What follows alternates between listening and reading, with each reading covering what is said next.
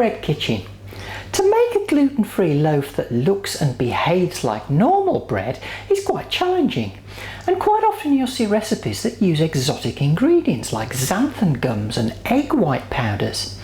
In this video I'm going to show you a recipe for a very nice loaf that uses 100% buckwheat flour and no exotic ingredients.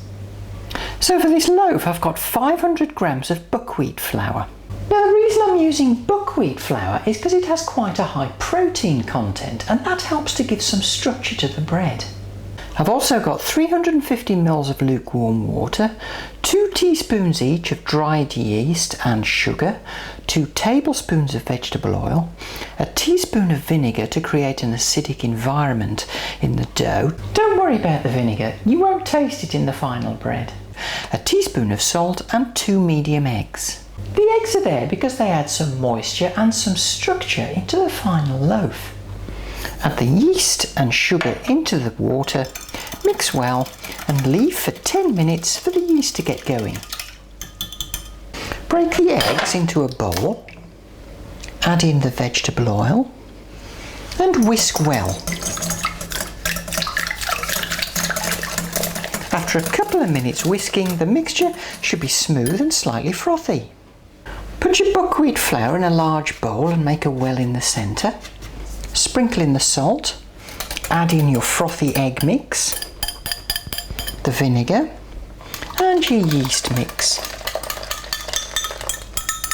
Now we're going to mix this all together into a smooth mixture which is sort of halfway between a batter and a dough. What you'll end up with is really quite a thick, stiff mixture which drops very sluggishly off a spoon. If yours doesn't drop at all, you may need to add just a little bit more water. I've got a loaf tin here which is 8.5 by 4.5 inches. I've lightly greased it. I'll pour the mixture into the tin. Spread the mixture evenly into the tin. Now I'll pop the loaf into a nice big plastic bag. Now I'll leave this in a nice warm place for a couple of hours to rise. This has been rising for about an hour and you can see it's risen very well. So I'm now going to bake it in the oven at 190 degree fan oven, 220 normal oven for about 30 minutes. So here's my loaf after 30 minutes. It's quite firm. I'll just slip it out of the loaf tin. Steamy. Sounds hollow. I think that's cooked. Now I'll just leave this to cool. So let's see what this bread looks like inside. Nice crust. Looking nice. Slices well. That's not bad. This is a really nice simple buckwheat bread with a really good flavour. It's a really nice tasting loaf.